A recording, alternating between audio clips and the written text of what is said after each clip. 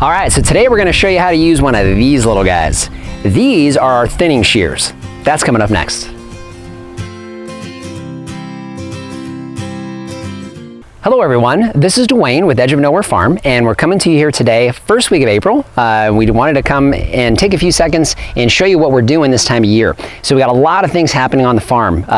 Number one, most importantly, everything is coming out of dormancy. In fact, I think we only have one of our mulberry trees that's not broken its dormancy yet, which is pretty common. That one's always the last one. So other than that, basically everything's coming out of dormancy.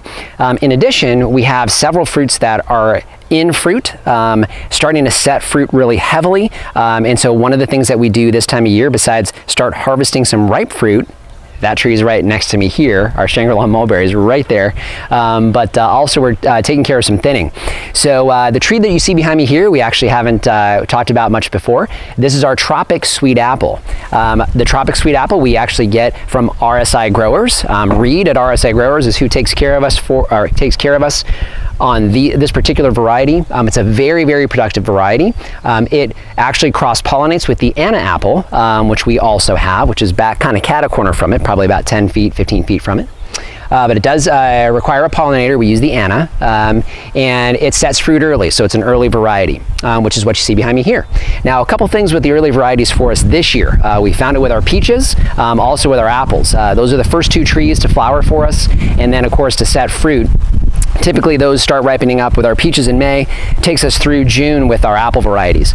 So one of the challenges that we have here, like most people do across the country, is we have a challenge with late frosts, and we actually did get a late frost, a pretty hard one here in Whitman at the end of February. So these trees had already essentially started to set fruit and were in the middle of flowering, and unfortunately we lost a pretty good amount of our crops on our early apple trees, so our Anna, our Dorset, and the tropical sweet that you see behind me, as well as our two early variety peaches. Those struggled as well. So unfortunate there, but it's the reason why we have all of our other varieties and our other trees.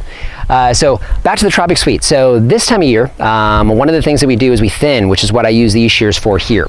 So apples will set several fruits on each spur, and this is a spur producing variety.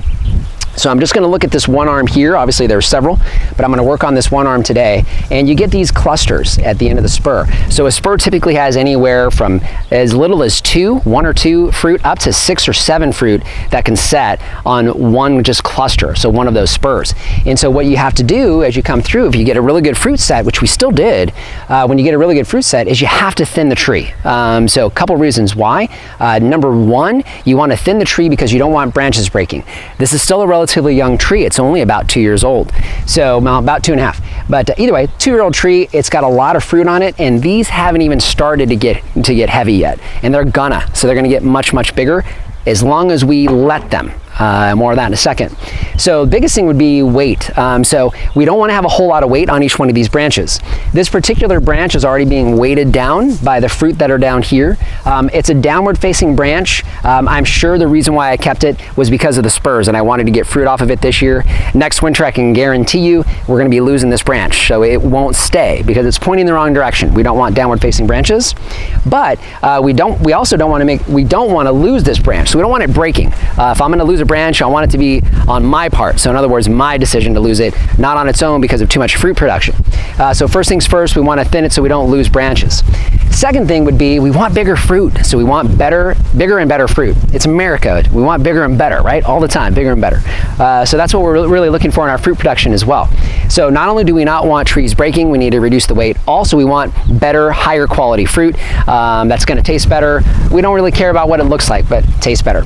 So that's really the two reasons why we go through and we thin. And we really want to do it at about this point. I'm really probably about a week late. Usually I thin these about a week ago. So I'm a little late, but had a lot going on. We're going to go ahead and do it now though. So what I want to do is I'm going to have Lori slide in here. I'm going to show you the branch that I'm working with. Talk a little bit about my tools.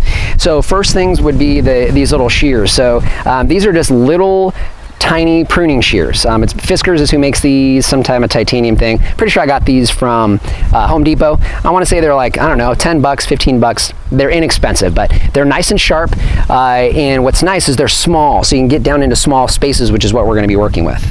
So that's number one. Number two, I do have a small bucket, a little 2-gallon bucket. Any of the fruit that I'm going to thin, we're going to go into this bucket and we're going to feed our animals with it. So either our chickens or our pigs, or maybe both, depending on how many I wind up having to take off this tree, are going to be recycled and go into our animals.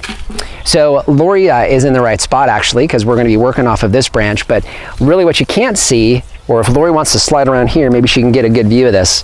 This is one branch, and I've got, let's see, what do I got? 5, 10, 11, 12, 13, 14, 15, 16, 17. So I've got 17 apples on this one branch, essentially. 17 apples on a branch is way too many, so I need to cut this back. So what I'm going to do is I'm going to work on each one of these spurs, okay? So I'm just going to start here because it's going to be easiest to see. So what I'm looking for is I'm looking for fruit that's damaged, number one. I really don't see any fruit that's damaged on this one. We do have a few pieces of fruit on here because of that late frost that did get some damage. So as we're looking at those, we'll cull those, but no damage. Second thing I'm looking for is anything that is misshapen. I don't see anything that's misshapen. They're pretty good shape, so no issues there. Next thing I look for is size. If I have some stragglers, which I do have a straggler down here, they go next. So all I'm going to do is come up in here and I'm going to clip, not pull, clip this little applet off. You don't want to pull. If you pull, you're going to start taking other fruit off, potentially break the branch. You don't want to pull, clip it off, okay? So even if you don't have one of these, get some scissors, clip it off, trust me. And these nice little tiny tips on here make it real easy to get in there and just do a little snip snip. So that's what I'm doing. Next thing I look for, again, is I'm still on size. This is a pretty heavy cluster right in the middle.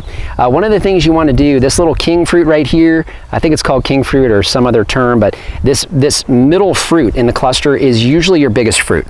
So if you can save him, you want to. And I usually try to save that fruit.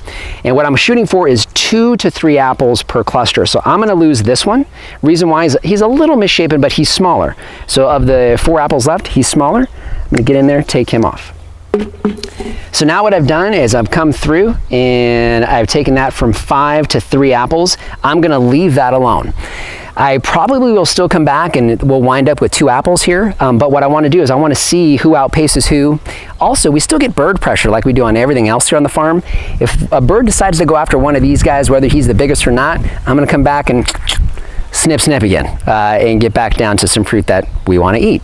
And of course, whatever we don't eat is going to our animals. It's getting eaten anyway. So, and we eat the animals. So in the end, I guess we still eat all those apples. I'm not sure if it works out that way. Anyways, I digress.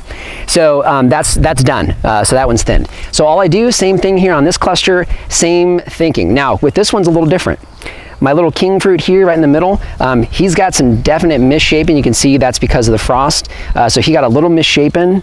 I got a nice big apple underneath here that's not misshapen, so I'm actually going to lose that one this time. So he's gone. Next thing, of course, I'm looking for is going to be anything with that's smaller in size. He's the smallest one. So even though it's a little off balance and it's not a balanced cluster, I'm going to lose him. So he's coming off. And again, this first pass, that's fine. Next thing I do is come back here and look at the rest of the clusters. I've got, I have a spur in here that's got 1 apple on it. Nice size apple already. We're still, 2 months away from being ripe here, but he looks good. This spur right here only has 2 apples on it. It's gonna stay. A single apple here, a single apple here. Can't really see this, but this one already came off. I don't even need scissors for that one. Here's a little tiny apple that is not gonna make it at all. So that, yeah, that's definitely not right. But in the end, he wasn't going to make it, so he was actually already starting to come off on his own. So that's about it for my first pass. This is just my first pass of thinning. So we got what, 3, 6, 7, 8, 9, 10, 11. So I've got 11, 12. So I've got 12 apples. So in the end, I've cut it back pretty well, and I'll still come back and probably do another thinning round. So that's really about it. That's what you do on your spur fruiting apples. So you kind of get an idea of thinning for your apple trees. So I want to thank you for joining us today. I hope you liked the video. Hope you got something out of it and you can use it on your farm. You know, one other thing too that we always want to encourage everybody to do is if you haven't subscribed yet, hey, subscribe. You know, we've got a lot of content we've got coming up, especially over the next few months when we get into heavy fruit production. Really love for you to follow us there. And also any comments or suggestions, hey, leave those down below. We really enjoy hearing from you guys. Doesn't matter what part of the country or if you're not in the country. It's really cool when we get comments from people that are in other countries. So cool to see. But you know, if you have any questions, comments, suggestions, we'll take them all. We'd love to hear from you guys. So if you can leave those down below, that'd be great. So just want to thank you for joining us today and remind you, if we can farm on the edge of nowhere, so can you. So that's really about it. That's what you do as far as your apple thinning on spur apples. So